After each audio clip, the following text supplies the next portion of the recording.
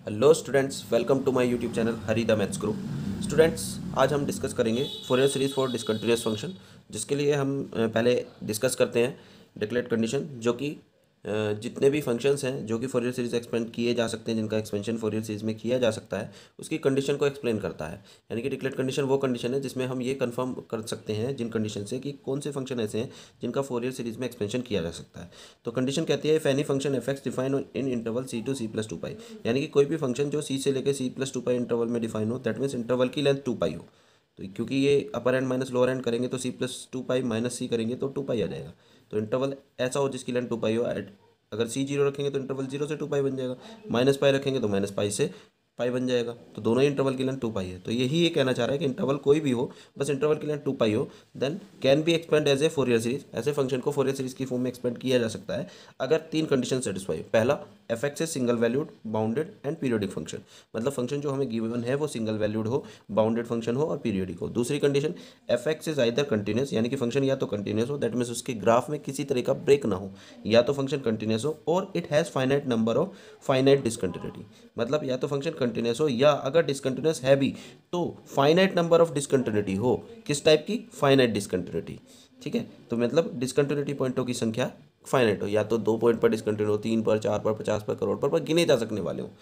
Last condition, F x has finite maxima and minima in each period, मतलब function के हर period के अंदर maxima या मिनिमा की वैल्यू फाइनाइट बनी रहे।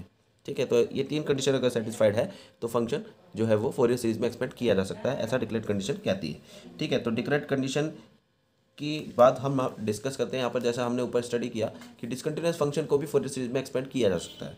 तो डिसकंटिन्यूअस फंक्शन फोरियर सीरीज में एक्सपेंड किया जा सकता है, बात सही है। बट कभी कभी हमें फोरियर सीरीज एक्सपेंशन में पर्टिकुलर पॉइंट पर फंक्शन की वैल्यू की रिक्वायरमेंट होती है, और वो पॉइंट अगर डिसकंटिन्यूअस पॉइंट बनता है, पॉइंट ऑफ डिसकंटिन्यूटी बनता है, तो उस पॉइंट पर फंक्शन की वैल्यू की रिक्वायरमेंट होगी अगर, तो वो कैसे फाइंड आउट करते हैं? तो उस केस पे सीरीज का जो सम होगा ना, ए पॉइंट पर अगर फंक्शन की वैल्यू के बराबर बन रहा है और ए पॉइंट पॉइंट ऑफ डिसकंटिन्यूटी है, तो उस केस में ए पॉइंट पर फंक्शन की वैल्यू निकालने के लिए हमें जस्ट क्या करना होगा कि ए पर फंक्शन की लेफ्ट हैंड लिमिट, ए पर फंक्शन की राइट हैंड लिमिट, दोनों को सम करके टू से डिवाइड कर देंगे। यानी कि ए पॉइंट पर फंक्शन की value left hand limit at A और right hand limit at A, दोनों का सम डिवाइडेड बाय टू के इक्वल होती है। तो ये फंक्शन की पॉइंट ऑफ डिसकंटिन्यूटी पर वैल्यू होती है। तो एक और नोट हम यहाँ डिस्कस कर लेते हैं जो क्वेश्चन करने में हमारी हेल्प करेगा, क्वेश्चन की लेंथ को कम कर देगा। इन केस कोई भी फंक्शन है जिसका हमें integral minus A to A limit में करना है, तो डेफिनेट इंटीग्रल की एक प्रॉपर्टी है कि minus A to A limit में अगर किसी फंक्शन एफ एक्स का इंटीग्रेशन करना है तो एफ एक्स का जो इंटीग्रल होगा वो जीरो वैल्यू रखेगा, in case F X odd function है। और ये इंटीग्रल की value two into zero to A limit में इंटीग्रेशन एफ एक्स के इक्वल होगा अगर एफ एक्स कैसा फंक्शन है? इवन फंक्शन है। अब बात आती है ओड फंक्शन और इवन फंक्शन किसे कहते हैं। भाई ओड फंक्शन के लिए या इवन फंक्शन चेक करने के लिए आपको जस्ट एक्स को रिप्लेस करना है माइनस एक्स से। जो भी फंक्शन हमारे पास है उसमें एक्स को माइनस एक्स से रिप्लेस कर देंगे। रिप्लेस करने के बाद अगर आपका फंक्शन एज इट इज आ जाए, function as it is but sign change हो जाए, तो वो फंक्शन आपका ओड फंक्शन कहलाता है। अब ओड फंक्शन के एग्जांपल, यानी कि ऐसे फंक्शन जिनमें माइनस एक्स रिप्लेस करने पर फंक्शन सेम रहे पर साइन चेंज हो जाए, तो इसके एग्जांपल की अगर हम बात करें तो यहाँ पर साइन एक्स इसका एग्जांपल है, क्योंकि एक्स की जगह पर माइनस एक्स साइन एक्स में रखेंगे तो माइनस एंगल में होने की वजह से वो बाहर आ जाएगा। यानी कि ऐसे साइन आपका माइनस एक्स रिप्लेस करेंगे तो माइनस साइन एक्स हो जाता है। दैट मीन्स फंक्शन ओरिजिनल हमारा ये था, बट जब हमने एक्स को माइनस एक्स से रिप्लेस किया तो function same value sine X ही बना बट साइन चेंज हो गया, तो ऐसे फंक्शन को ओड फंक्शन बोलेंगे। ऐसे ही और फंक्शन आपके पास एक्स है, एक्स क्यूब है, एक्स की पावर 5 है, these are all odd function, ये सब ओड फंक्शन है।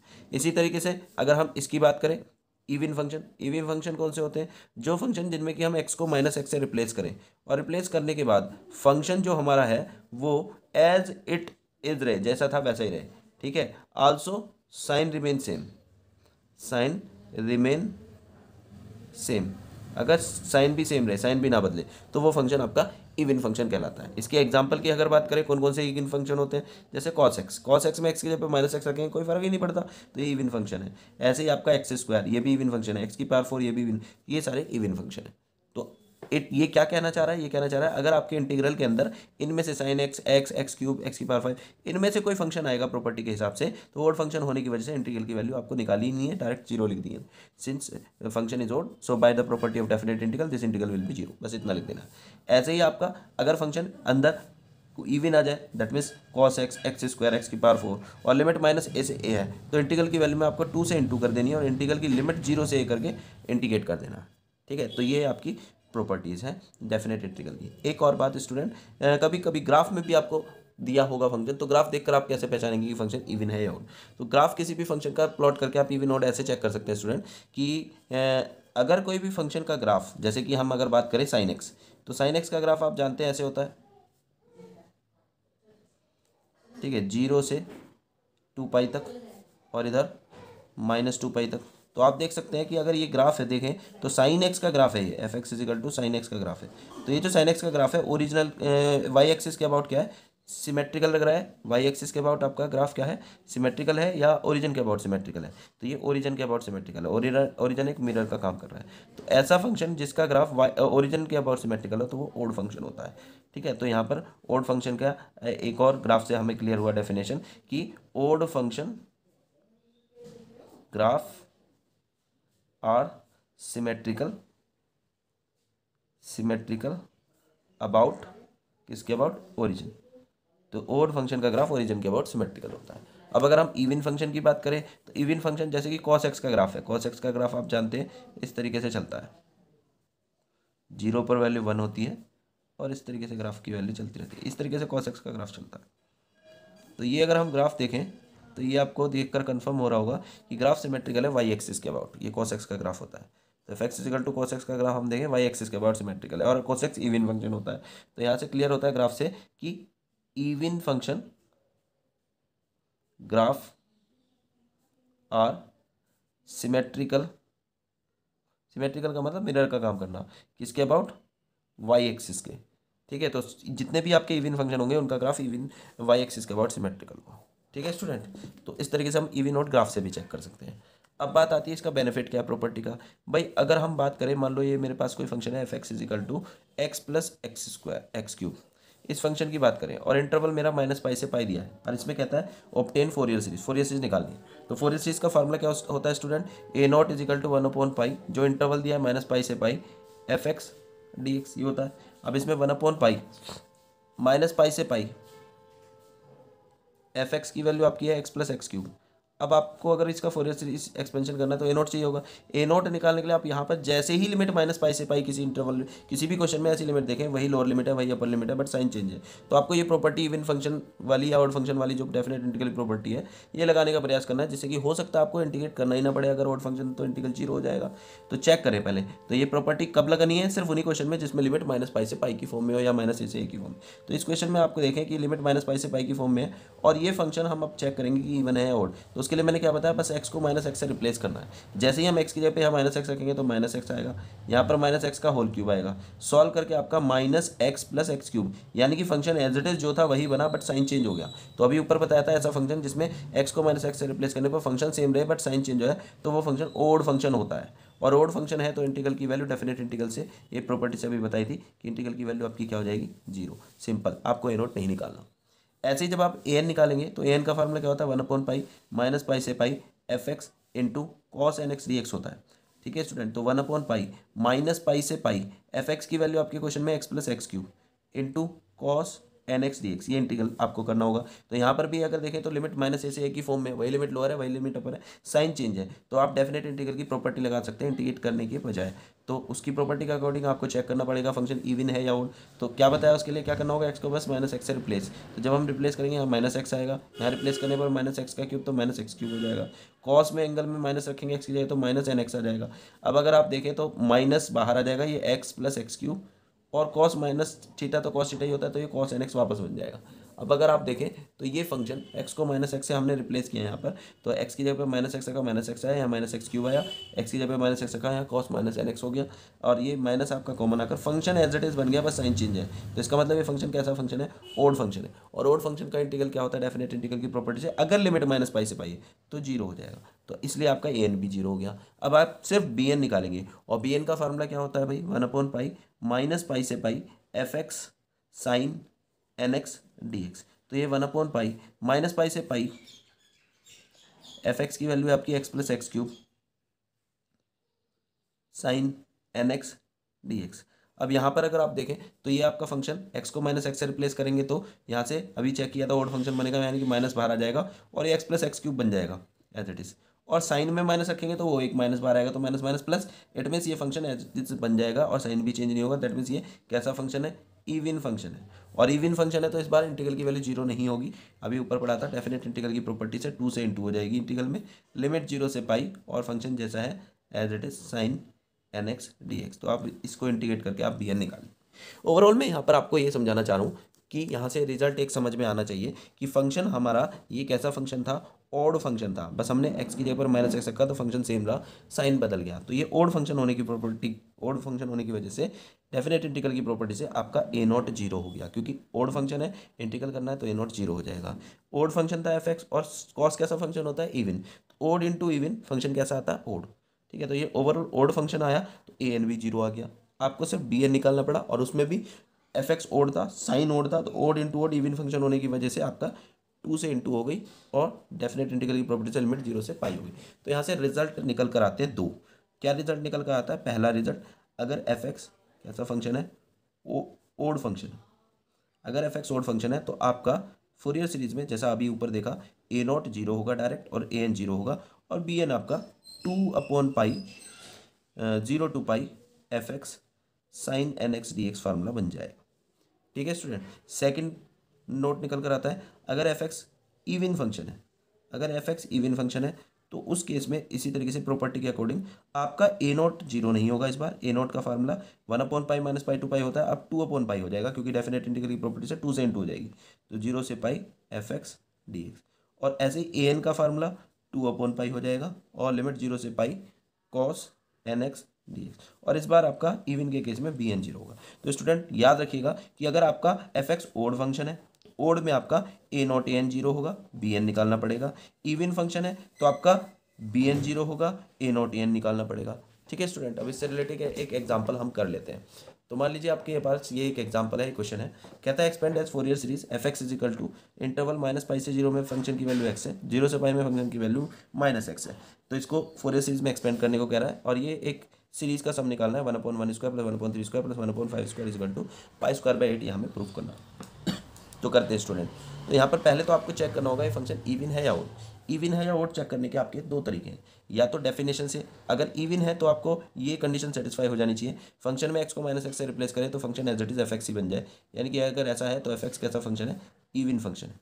ठीक है। और अगर आपका एक्स को माइनस एक्स से रिप्लेस करने पर फंक्शन में एफ एक्स के आगे माइनस साइन बाहर आ जाए तो फंक्शन आपका ओड फंक्शन है, यानी कि फंक्शन सेम रहे साइन बदल जाए तो ओड फंक्शन। ये तो मैथमेटिकली चेक करना होगा। ग्राफिकली मैंने अभी बताया कि अगर इवन फंक्शन है तो ग्राफ सिमेट्रिकल होगा, सिमेट्रिकल होगा अबाउट किसके, वाई एक्सिस के, वाई एक्सिस के अबाउट फंक्शन का ग्राफ सिमेट्रिकल होगा। अगर इवन फंक्शन है तो ग्राफ वाई एक्सिस के अबाउट सिमेट्रिकल होगा। अगर ओड फंक्शन है तो सिमेट्री होगी अबाउट किसके, ओरिजिन के, ओरिजिन के अबाउट फंक्शन का ग्राफ सिमेट्रिकल होगा।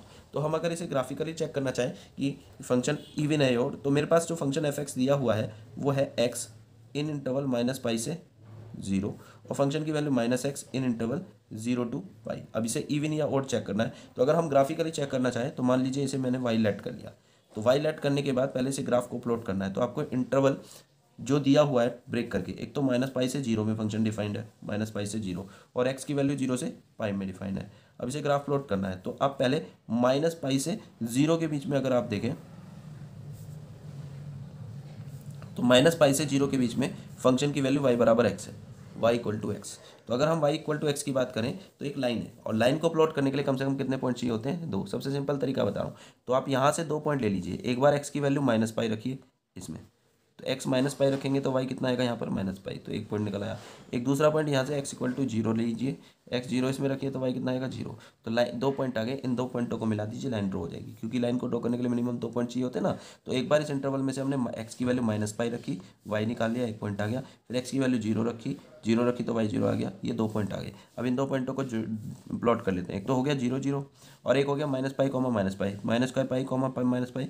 मान लीजिए हाँ भाई कोऑर्डिनेट माइनस पाई है, तो ये पॉइंट आ जाएगा आपका minus pi comma minus pi.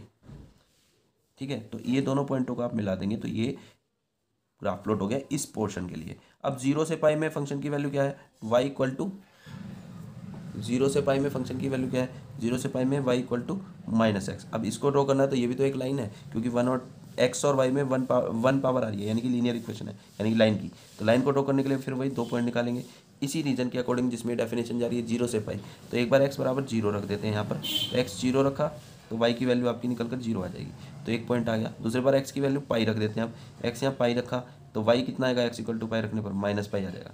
तो ये 2 पॉइंट इसके लाइन के आगे, एक तो जीरो जीरो और एक आ गया पाई कोमा माइनस पाई। पाई कोमा माइनस पाई मतलब एक्स एक्सिस पर प्लस पाई दूरी, वाई एक्सिस पर माइनस पाई दूरी। तो ये वाला पॉइंट आपका बन जाएगा पाई कोमा माइनस पाई।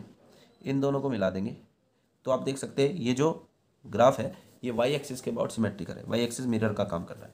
तो अभी बताया था अगर सिमेट्री अबाउट वाई एक्सिस होती है, वाई एक्सिस के अबाउट सिमेट्री होती है तो फंक्शन इवन होता है, और अगर सिमेट्री अबाउट ओरिजिन होती है तो ओड होता है। तो आपका ये फंक्शन कैसा फंक्शन है, इवन। तो यहाँ पर लिख सकते हैं हम as the graph is symmetrical, as the graph is symmetrical about y axis the given function is even function। ठीक है, ये इवन फंक्शन हुआ। और अभी हमने नोट में डिस्कस किया था कि इवन फंक्शन के लिए bn जीरो होता है। तो so in Fourier series of fx bn will be zero, तो bn जीरो हो जाएगा। अब हमें a नॉट और an निकालना है। तो an का फार्मूला बताया था कि भाई a नॉट का फार्मूला होता है 1/पाई। यहाँ पर अब इवन है तो 2 से इंटू हो जाएगी, डेफिनेट इंटीग्रल की प्रॉपर्टी से अभी नोट में बताया था 2/पाई, और लिमिट माइनस पाई से पाई इंटरवल नहीं आएगा, जीरो से पाई fx dx। ठीक है, तो 2/पाई। अब 0 to पाई में fx की वैल्यू रखेंगे और इंटीग्रेट कर देंगे। हमारे क्वेश्चन में fx क्या गिवन है, 0 से पाई में, 0 से पाई में fx equal to minus X given है। तो यहाँ पर माइनस एक्स fx की वैल्यू रख देते हैं, ठीक है, और dx इंटीग्रेट कर देते हैं। तो यह आ जाएगा -2/पाई, इसका इंटीग्रेशन x²/2 लिमिट 0 to पाई। तो यहाँ पर रखेंगे तो इंटीग्रल की वैल्यू आपकी निकल आएगी -2/पाई, पाई²/2। ठीक है, तो सॉल्व करके आपका यहाँ से ए नोट की वैल्यू अगर हम देखें तो माइनस पाई निकल आ जाती है। नेक्स्ट फिर हम ए एन निकालेंगे। ए एन का फार्मूला वो भी 2/पाई हो जाएगा, और लिमिट 0 to पाई। 0 to पाई में एफ एक्स की वैल्यू कितनी है, -f। फार्मूला पहले लिख लेते हैं, 0 to pi fx cos nx dx, ये फार्मूला है हमारा ए एन का। तो 2/पाई 0 to पाई fx की वैल्यू थी -x into cos nx dx is equal to minus बार 2/पाई integral 0 to pi x cos nx dx। इसे इंटीग्रेशन बाय पार्ट से भी इंटीग्रेट कर सकते हैं, नहीं तो मैंने लास्ट वीडियो में बताया था आपको एक ट्रिक या एक फार्मूला यूवी फार्मूला, जिसकी हेल्प से मैं हमेशा इंटीग्रेट करूंगा, मुश्किल से मुश्किल भी आसानी से हो जाएगा, इसलिए उसी को प्रैक्टिस में रखें। तो जब भी ये दो फंक्शन की प्रोडक्ट का इंटीग्रेशन करना हो जिसमें से एक एक्स की पावर एन की फॉर्म में हो, तो उसको इंटीग्रेट करने के लिए आपको ये फार्मूला ही लगाना है, यूवी फार्मूला। इसके अकॉर्डिंग पहले U as it is, V जो यानी कि जो सेकंड फंक्शन वी बचा एक्स की पावर को छोड़कर वी है वो, तो वी का एक बार इंटीग्रेशन, यानी कि v1 से डिनोट कर रहा हूँ इंटीग्रेशन एक बार वी को, पहली टर्म प्लस अगली माइनस, अल्टरनेट प्लस माइनस चलेगा, पहली प्लस अगली माइनस आएगी। उसके बाद इसका डिफरेंशिएशन इंक्रीज होता चला जाएगा और इसका इंटीग्रेशन बढ़ता चला जाएगा प्रोडक्ट में। तो इसका डिफरेंशिएशन हो जाएगा, जो भी यहाँ लिखा होगा u उसका डिफरेंशिएशन, यहाँ जो v1 इंटीग्रेशन करके आया होगा v का, उसका अगेन इंटीग्रेशन करेंगे सेकंड टाइम, तो उसे मैं v2 बोल रहा हूँ, जो कि v1 का इंटीग्रेशन प्लस माइनस अगला क्या आएगा प्लस, फिर इसका फिर से डिफरेंशिएशन करना पड़ेगा जो यहाँ आया था, और v2 का फिर से इंटीग्रेशन जो यहाँ आया था इसका इंटीग्रेशन तीसरी बार हो जाएगा, यानी कि v2 का इंटीग्रेशन, और ऐसे ही फिर प्लस माइनस चलते रहेंगे कब तक, जब तक कि जीरो ना हो जाए टर्म। ठीक है, अब यहाँ पर करते हैं ऐसी भाई, इसमें अगर हम देखें मैंने बताया जो भी फंक्शन एक्स की पावर की फॉर्म में हो उसे यू लेना है। तो इसमें से अगर हम देखें दो की प्रोडक्ट में से ये एक्स की पावर 1 की जैसा है तो ये यू हुआ, बाकी बचा वी। फार्मूला लगाते हैं, क्या कहता है, पहले आपको यू एज इट इज रखना है यानी कि एक्स एज इट इज, फिर वी का एक बार इंटीग्रेशन, तो वी कॉस एन एक्स है, कॉस एन एक्स का इंटीग्रेशन क्या होता है student, sine N X upon N. ठीक है, फिर प्लस के बाद नेक्स्ट टर्म आएगी माइनस, इसका डिफरेंशिएशन हो जाएगा 1, इसका इंटीग्रेशन हो जाएगा, साइन का इंटीग्रेशन होगा minus cos N X upon N, और एक एन पहले से था तो एन स्क्वायर, लिमिट 0 से पाई इज इक्वल टू -2/पाई। आप लोगों को दिक्कत ना हो इसलिए हर क्वेश्चन में आप एग्जाम में ऐसा कर सकते हैं, नहीं तो बहुत लेंदी हो जाते हैं लिमिट रखने पर ये क्वेश्चन। तो यहाँ पर जो भी साइन वाली टर्म है उसको 0 एट लिमिट लिखते हैं, 0 एट लिमिट्स, यानी कि कुछ भी पाई रखोगे तो आपका साइन एन पाई बन जाएगा। और मैंने आपको रिजल्ट बताया था साइन के पाई 0 होता है, के पाई 0 का मतलब बस के इंटीजर होना चाहिए, यानी कि यहाँ साइन के साथ एंगल में पाई के इंटू में अगर फ्रैक्शन नहीं है, ये एंगल में फ्रैक्शन नहीं है, पाई आ रहा है और फ्रैक्शन नहीं है, तो सीधा साइन की वैल्यू जीरो होगी। तो यहाँ पर आपका जैसे ही पाई अपर लिमिट रखेंगे तो साइन एन पाई बनेगा, फ्रैक्शन नहीं बनेगा तो साइन की वैल्यू जीरो होगी, जीरो रखेंगे तो भी जीरो, तो ये दोनों ही लिमिट में जीरो होने वाला है। तो इसको लिमिट रखने की बजाय ऐसे ही लिखते हैं जीरो एट लिमिट, और ये माइनस माइनस प्लस, तो ये आपका जो बचा पहले वो लिखे, लिमिट बाद में रखेंगे। तो अब लिमिट जीरो से पाई, अब इसमें लिमिट रखें तो क्या आएगा -2/पाई एन स्क्वायर बचा कॉस एन एक्स, और इसमें लिमिट रखनी है हमें जीरो से पाई। तो अब जब हम इसमें रखेंगे तो -2/पाई एन स्क्वायर, ये आएगा हमारा कॉस एन पाई, एक बार अपर लिमिट पाई रखेंगे, minus cos zero equal to कितना आ जाएगा स्टूडेंट, -2/पाई N square, cos N pi की वैल्यू होती है -1/n और कॉस जीरो की 1। तो इस प्रकार से आपका ए एन इजिकल टू आ जाता है 2/पाई N square into 1 minus -1/n। तो ये आपका ए एन निकल कर यहाँ पर क्वेश्चन में आ चुका है। ठीक है स्टूडेंट, तो ए एन भी आ चुका है। अब इसमें भी आप चाहे तो दो केस बना सकते हैं, क्योंकि -1/n आ रहा है तो ईवी नोट का केस बन सकता है। तो यहाँ पर अगर हम देखें तो 2/पाई एन स्क्वायर 1 माइनस -1/n है। तो इसको अगर हम दो केस बनाएं तो यहाँ पर n अगर इविन है, इविन नंबर है, इविन नंबर मतलब 2 4 6, यानी कि n इक्वल टू 2 है, 4 है, 6 है, इनमें से कुछ भी अगर हम यहाँ रखेंगे तो ये बनेगा 1 माइनस 1 की पावर इवन, यानी कि मान लीजिए 2 रखें तो -1 की पावर 2 क्या होगा +1, 1 माइनस 1 क्या हो जाएगा 0, 4 रखेंगे तो भी -1 की पावर 4 +1, 1 माइनस 1 0। तो इवन के केस में आपका n क्या हो जाएगा 0। अगर n क्या है ओड नंबर है, ओड जैसे n 1 है, 3 है, 5 है, इस तरीके से, तो ओड रखेंगे तो यहाँ पर -1 की पावर 1, ओड पावर अगर देखें 1 रखें तो -1 की पावर 1 -1 आएगा, एक माइनस पहले से, तो +1 1 + 1 2 हो जाएगा, 2 2 जा 4, तो ये बनेगा आपका 4/पाई एन स्क्वायर। तो यहाँ से रिजल्ट बन गया कि अगर आपको A2 इवन यानी कि A2 A4 A6 निकालना है वो तो जीरो हो जाएगा, A1 A3 A5 निकालना है तो आपको यहाँ से निकालना पड़ेगा। अब हम जरा फोरियर सीरीज निकालते हैं। तो फोरियर सीरीज क्या होगी, फोरियर सीरीज आपकी हो जाएगी fx, फार्मूला क्या होता है student, a0/2 plus summation n goes to 1 to infinitive an cos nx plus summation n goes to 1 to infinitive bn sin nx, ये होता है। अब इसमें a0 की वैल्यू हमारे क्वेश्चन में कितनी आई थी -पाई/2, -पाई आई थी तो /2 फार्मूले में ही है। अब यहाँ से n की वैल्यू रखनी है भाई, 1 से इन्फिनिटी तक ये रखनी है और ये वैल्यू निकालनी है हमें, सीरीज लिखनी है। तो आप एक काम कीजिएगा कि आप यहाँ से देख रहे हैं कि आपका A2 A4 A6 इवन वाले तो जीरो ही हो जाएंगे ना, क्योंकि n इक्वल टू 2 4 6 पर तो n जीरो है ना, तो A2 A4 A6 तो सब जीरो हो जाएंगे, सब ओड वाले बचेंगे। यानी कि यहाँ पर क्या बचेगा, A1 रखने पर A cos x, A3 रखने पर n3 रखने पर क्या आएगा A3 cos 3x, A5 रखने पर n इक्वल टू क्या बचेगा A5 cos 5x। तो ये वैल्यू रखनी पड़ेगी, बाकी A2 A4 A6 तो जीरो ही होने हैं, प्लस bn हमने ऊपर निकाल ही चुके हैं क्योंकि ये इवन फंक्शन था, तो हमारा bn जीरो आई ही था, तो ये आपकी ये वाला पार्ट तो जीरो ही हो जाएगा। इज इक्वल टू आपकी सीरीज क्या बनती है, यानी कि स्टूडेंट -1/2 प्लस A1 की वैल्यू अगर हम देखें तो n इक्वल टू 1 पर यहाँ से निकल आएगी 4/पाई into 1 square cos X. A3 की वैल्यू निकालनी है तो n इक्वल टू 3 पर यहाँ से निकल आएगी 4/पाई into 3 square cos 3x। A5 की वैल्यू 5 रखने पर आ जाएगी यहाँ से 4/पाई into 5 square cos 5x and plus one, और ये वाला पार्ट तो आपका जीरो ही हो गया। तो ये fx की वैल्यू आ गई आपकी। और क्लियर अगर हम देखें तो हमारे पास fx इजिकल टू बनता है -पाई/2। इस टोटल में सभी में 4/पाई कॉमन है, बचा क्या cos x upon 1 square plus cos 3x upon 3 square plus cos 5x upon 5 square plus one. ये आपकी फोरियर सीरीज मिल गई।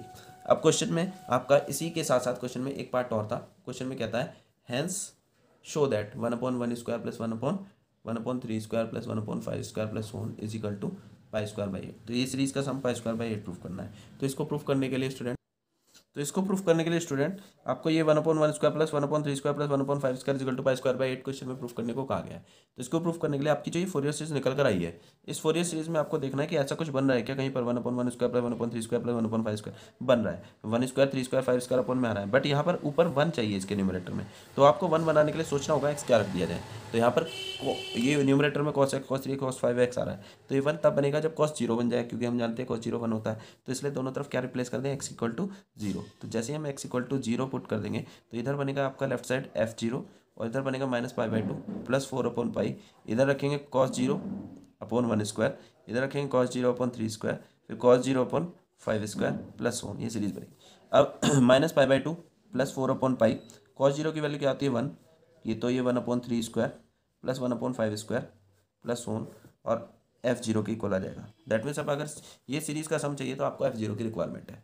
f0 की वैल्यू निकालने के लिए आपको पहले फंक्शन को फिर से देखना है। क्वेश्चन में जो फंक्शन गिवन था, हमारे क्वेश्चन में फंक्शन ये गिवन था, इस फंक्शन से हमें f0 चाहिए। तो f0 निकालने के लिए पहले देखेंगे जीरो क्या पॉइंट ऑफ डिसकंटिन्यूटी तो नहीं है। तो यहाँ पर अगर हम देखें तो जीरो पर डेफिनेशन टूट रही है। जीरो से लेस में फंक्शन की value F X equal to X है, जीरो से ग्रेटर में एफ एक्स की वैल्यू माइनस एक्स है। तो डेफिनेशन जिस पॉइंट पर टूटती है वो पॉइंट ऑफ डिसकंटिन्यूटी होते हैं। दैट मीन्स दोनों एंड पॉइंट और ये मिडिल पॉइंट, ये तीन पॉइंट फंक्शन के पॉइंट ऑफ डिसकंटिन्यूटी होते हैं। तो यहाँ पर जीरो फंक्शन का पॉइंट ऑफ डिसकंटिन्यूटी है। तो पॉइंट ऑफ डिसकंटिन्यूटी पर फंक्शन की वैल्यू निकालने के लिए अभी हमने डिक्लेयर्ड कंडीशन में डिस्कस किया था कि यहाँ पर जीरो जो है X equal to zero is point of discontinuity,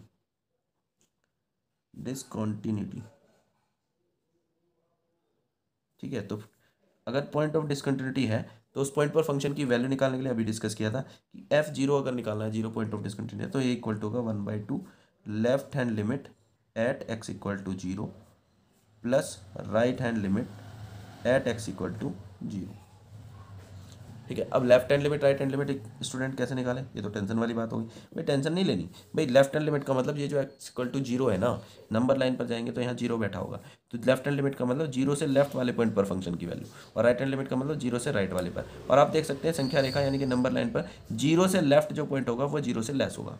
तो यानी कि आपको लेफ्ट हैंड लिमिट निकालनी है, यानी कि जीरो से लेस वाली कंडीशन में फंक्शन की वैल्यू निकालनी है। तो जीरो से लेस कहाँ है, ये रहा, इसमें फंक्शन की वैल्यू निकालनी है। किस पॉइंट पर, जो पॉइंट ऑफ डिसकंटिन्यूटी है यानी कि जीरो डालकर। तो इसमें जीरो डालेंगे तो इसकी लेफ्ट हैंड लिमिट आ जाएगी लेस वाली डेफिनेशन में। तो एक्स की जगह पर जीरो डालेंगे तो क्या आएगा, जीरो। तो ये फंक्शन की लेफ्ट हैंड लिमिट आ गई। इसी तरीके से राइट हैंड लिमिट चाहिए तो राइट में जाना है, इसके राइट में जाएंगे संख्या रेखा पर, तो जीरो से ग्रेटर होगा। तो जीरो से ग्रेटर वाली कंडीशन कौन सी है, ये वाली। तो इसमें एक्स की जगह पर जीरो डालेंगे तो फंक्शन की राइट हैंड लिमिट आएगी। तो यहाँ डालेंगे तो माइनस जीरो आएगा, माइनस जीरो मतलब तो जीरो ही, तो फंक्शन की राइट हैंड लिमिट जीरो होगी। इट मीन्स आपका f0 निकल कर कितना आ गया यहाँ से स्टूडेंट, जीरो। क्यों निकाला, क्योंकि यहाँ पर रिक्वायरमेंट थी सीरीज के सम निकालने। अब इसे इसमें यूज़ कर लेंगे, यूजिंग इन वन। जैसे ही हम इक्वेशन वन में यहाँ यूज़ करेंगे इसमें, तो आपका जीरो रखते ही हो जाएगा यहाँ पर zero is equal to -π/2 plus 4/π और 1/1² प्लस 1/3² प्लस 1/5² प्लस 1, और ये इधर चला जाएगा π/2 is equal to 4/π 1/1² plus 1/3² plus 1/5² plus 1, ठीक है। अब ये मल्टीप्लाई में चला जाएगा तो π²/8 हो जाएगा, ये डिवाइड में है मल्टीप्लाई में चला जाएगा, तो 1/1² प्लस 1/3² प्लस 1/5² प्लस 1। तो इस तरीके से आप देख सकते हैं कि हमारा प्रूफ भी हो गया जो क्वेश्चन में हमें सीरीज का सम चाहिए था।